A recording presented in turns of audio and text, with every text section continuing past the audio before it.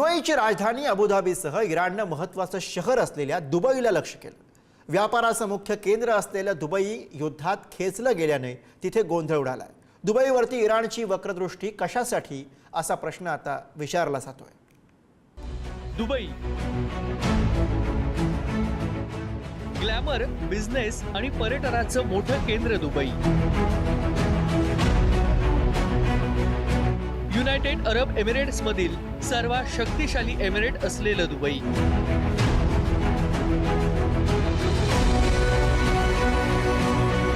आणि आता युद्धाच्या इराणी क्षेपणास्त्र हल्ल्याच्या भयाखाली वावरणारं दुबई.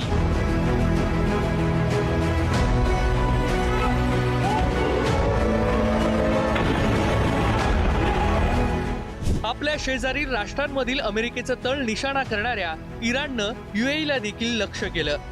UAEची राजधानी अबुधाबीसह इराणनं महत्त्वाचं शहर असलेल्या दुबईला देखील लक्ष्य केलं. दुबईनं आपली भूमी अमेरिकन लष्कराला वापरण्यास दिल्यानं इराणनं दुबईला लक्ष्य केल्याचं बोललं जात आहे. इराणच्या निशाण्यावर दुबई. बुर्ज अल अरब 7 स्टार हॉटेल. पाम जुमेराह दुबईमधील उच्चभ्रू रहिवाशी भाग. बुर्ज खलिफा जगातील सर्वात उंच इमारतींपैकी एक. दुबई आंतरराष्ट्रीय विमानतळ जगातील सर्वात व्यस्त विमानतळ.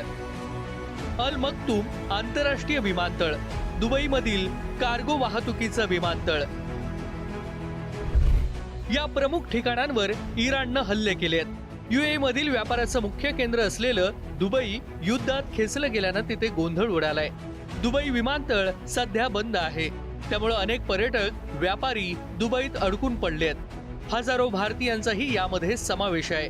पण लष्करी हालचाल नाही, लष्करी तळ नाही, तरीही दुबईवर इराणचा राग का?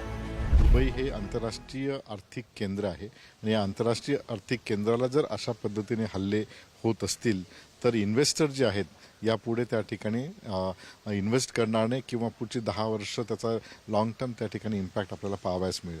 आणि म्हणून दुबईसारखं शहरावर हल्ला होणं हे एक निश्चितच म्हणजे काळजी करण्यासारखं आंतरराष्ट्रीय कम्युनिटीला आहे. फक्त एवढंच कारण नाही तर दुबईचं आर्थिक महत्त्वही मोठं आहे.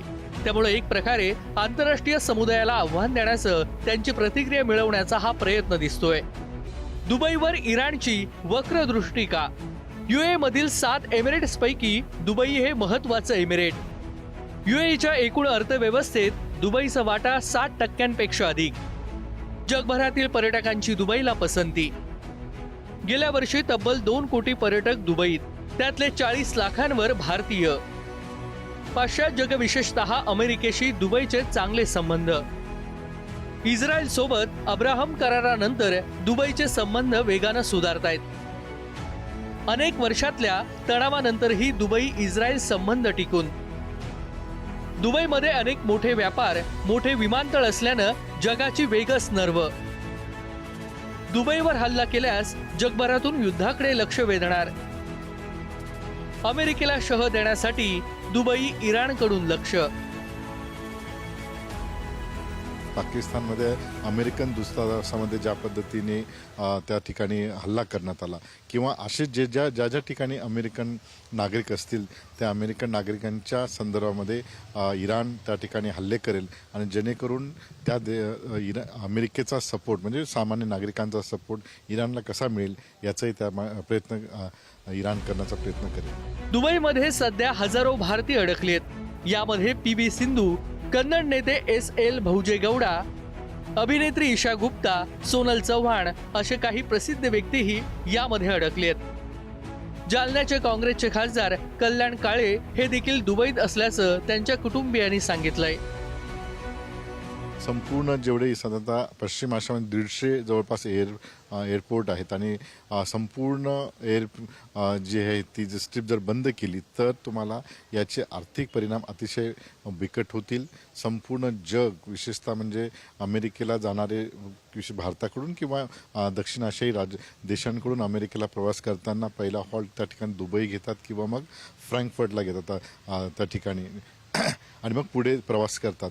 आता ही जर हवाई बंदी जर त्या ठिकाणी डिक्लेअर झाली तर त्याचा हवाई प्रवासावर मोठा परिणाम होईल. भारतीय जसं आपल्या सरकारला सुटकेसाठी आवाहन करतायत तसं जगभरातून दुबईत आलेले पर्यटक आपापल्या देशांच्या सरकारना साथ घालतायत. त्यामुळे आंतरराष्ट्रीय समुदायांचं याकडे लक्ष वेधणार हे नक्की. आम्ही 40 मंडळी आज दुबईमध्ये स्टक आहोत. आमचं भारत सरकार, महाराष्ट्र सरकार यांना निवेदन आहे की कृपया आमच्याकडे जास्तीत जास्त सिनियर सिटीजन मंडळी आहेत, तुम्हाला या व्हिडिओमध्ये दिसत असतील. सो आम्हाला जितकं लवकरात लवकर होईल दुबईमधून आम्हाला भारतामध्ये परत नेण्याची व्यवस्था करावी ही विनंती. दुबईवर हल्ला करत इराणनं केवळ पाश्चात्य देशांची नव्हे तर जगाची दुखरी नस दाबण्याचा प्रयत्न केलाय. जगाचं लक्ष वेधण्याचा हा प्रयत्न त्यांच्यावरच उलटण्याची शक्यताही असू शकते. पण याच निमित्तानं इराणनं आपले इरादे नक्की स्पष्ट केले आहेत. हम झुकेगा नहीं. ब्युरो रिपोर्ट, पुढारी न्यूज, मुंबई.